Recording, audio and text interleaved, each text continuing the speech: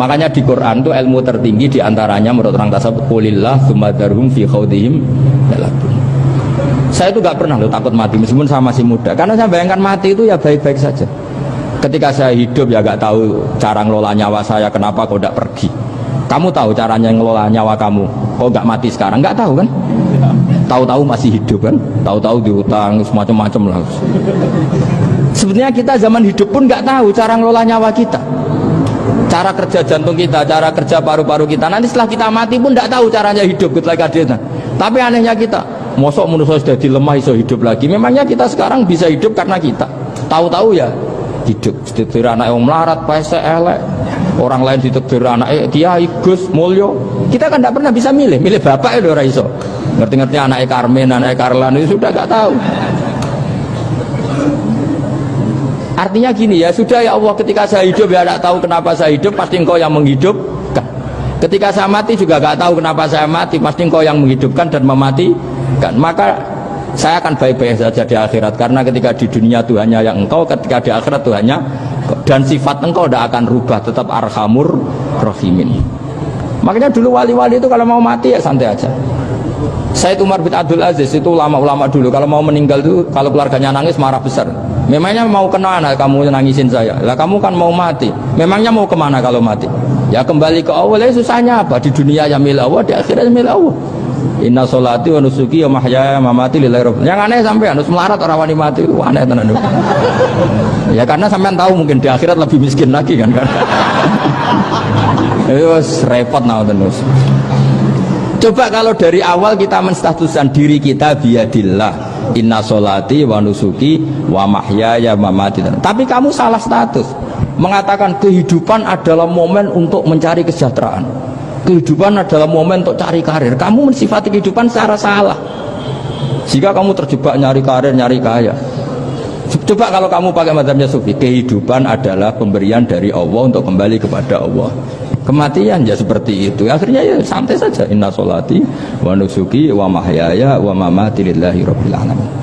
Istri juga gitu. Saya itu tidak sombong. Saya itu mulai nikah sampai sekarang itu hampir gak pernah tukaran sama istri. Sama istri saya itu sering bilang gini, Gus, kali-kali kalau saya ngamuk itu diwales, dilawan, supaya saya punya musuh katanya. Betul ya? Ya saya bilang gini, Allah itu maha baik sama saya. Ketika harmonis, ganjaran saya ya lewat harmonis itu, sehingga saya ngasih uang menyenangkan Anda. Ketika Anda marah, ganjaran saya lewat sabar. Ya sudah, itu semuanya baik. Kalau kamu marah, saya tidak dapat pahala. Makanya kalau kamu marah tak dengerin. Ini cara Allah membuat pahala tanpa bayar, kata saya. Justru kalau pas rukun itu untuk dapat pahala harus nyervis, jajak nukokno kelambi mahal, katanya. Boros itu pahala yang boros, katanya. Tapi kalau kamu marah ini pahala paling murah, nggak usah biaya, dapat apa? Pahala, cukup sabar. Lu tuh kalau terlatih lama-lama dapat ya biasa saja. Ulama dulu seperti itu semua. Imam Syafi'i itu pernah ada orang baik sekali sama beliau. Orangnya itu munafik padahal. Tapi kalau setelah keluar dari Imam Syafi'i, dia memaki-maki Imam Syafi'i. Suatu saat beliau dikasih tahu, orang yang tadi muji-muji jenengan itu di luar maki-maki jenengan. Imam Syafi'i itu guyu. Guyu sebenarnya bukan alhamdulillah. Muridnya kan janggal. Ini dikasih tahu gitu. Alhamdulillah. Kenapa Imam Syafi'i dia kan di luar maki-maki jenengan? Berarti aku wong wibawa, ning ngarepku rawani.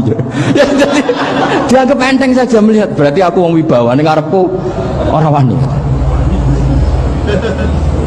Ya sudah. Terus ketika ditanya, tapi itu kan bahaya bagi Anda karena memfitnah Anda gini-gini. Kata beliau, zaka Allah.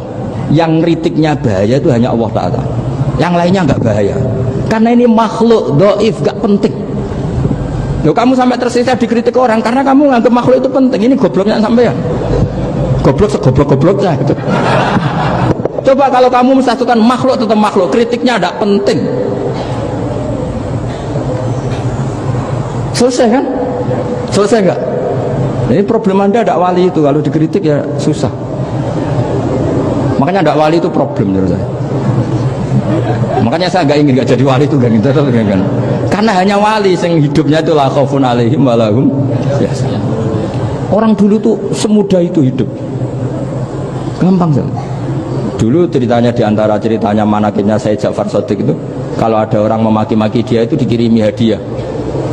Kenapa?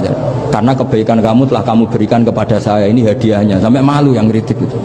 Kan kalau orang rasani itu kan kebaikannya dikasihkan sama yang dirasani. Lah kamu kan ngajinya seperti itu, tapi dirasani kok susah. Harusnya kan kasih aja, ditransferi saja. Alhamdulillah. Ya karena kita salah menamain tadi. Sing rasani pembenci, pembenci itu bahaya.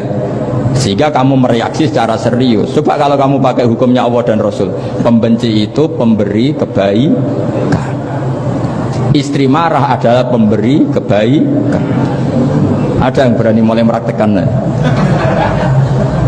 Latih begitu terus, insya Allah nanti hidup kamu barokah. Itu disebut wa'allama adamal asma.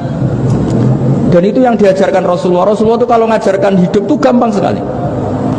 Allahumma ja'alil hayata ziyadatan li fi kulli khairin wal mauta rohatan li min kulli syarrin. Jadi kalau kita hidup, anggap saja peluang untuk nambah kebaikan.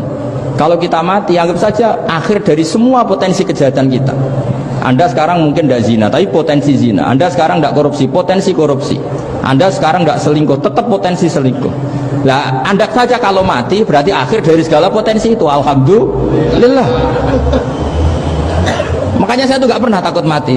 Karena saya misalnya setiap saat mati, ya saya nanti akan bilang, ya Allah, ini sudah mau mati, berarti mau akhir dari segala potensi keburukan saya. Alhamdulillah. Makanya itu ulama-ulama dulu kalau ada preman mati, saya guys, tonggone ragil muni saya, walau preman kurang ajar, saya guys, tonggone tetap ragil muni saya. Padahal kiai ini muni, saya guys mau mati, mau buatin sakit macam-macam nih, karena dia dengan mati berarti rohatan mengguli syarrin, keburukannya tidak terulang lah. Lah keburukan nggak terulang lagi itu saya apa buruk? Saya. Makanya kiainya minta saya guys niki, tonggone cek menengahin, saya guys menengahin. Makanya suatu saat kalau ada gitu kamu harus bilang apa? Saya pun buatan jahat malih pun mati. Jadi kayak apa coba? Coba sekali-kali statuskan kalau al hayat adalah ziyadatan lana fi kulli khairin, al maut adalah rohatan lana min kulli syarrin. Sehingga kita hidup ya happy, mati juga happy, gak masalah. Terus kayak misalnya muni ngene, tapi anak bojoku piye? Memang selama hidup anak bojo bahagia. Ketok ya tambah musibah ya, Cok. Malah sombong lagi kamu, seakan-akan kamu Tuhan yang bisa mensejahterakan manusia. Wong isih urip kok bojomu wis ndonga muga-muga nang mati malah. Karena gak jelas. Ya ini penting, ini saya utarakan. Jadi ini saya cicil juz 1 wa 'allama adamal asma. Makanya kata Rasulullah, ala ta'jabuna kaifa yusrifu wa annisat ma quraisin wa dhamma. Ini penting, nama itu penting. Karena sekali nama ini saya coba, misalnya orang sepakat darani Fir'aun itu wujida ba'da alam yakun. Fir'aun itu ada yang dulu-dulunya tidak ada. Hal ata alal insani hinum minad dahri lam yakun syai'am madhkura. Coba kalau kamu melihat sekarang kamu hidup itu apa? Untuk sujud. Sujud itu murah, gampang. Untuk mengenal Allah, Allah itu gampang kita kenal karena Allah itu adzaru minadz dzahir. Adzaru dzahir itu Allah, zat yang begitu jelas. Lah mati itu mau apa? Ya menuju Allah. Hidup menyaksikan Allah, mati menyaksikan Allah, itu nyaman. Yang menjadi tidak nyaman karena kamu salah bikin status. Hidup untuk menggapai cita-cita, untuk sukses. Wong komo yo muni ngono, lonte yo muni ngono, copet yo muni ngono.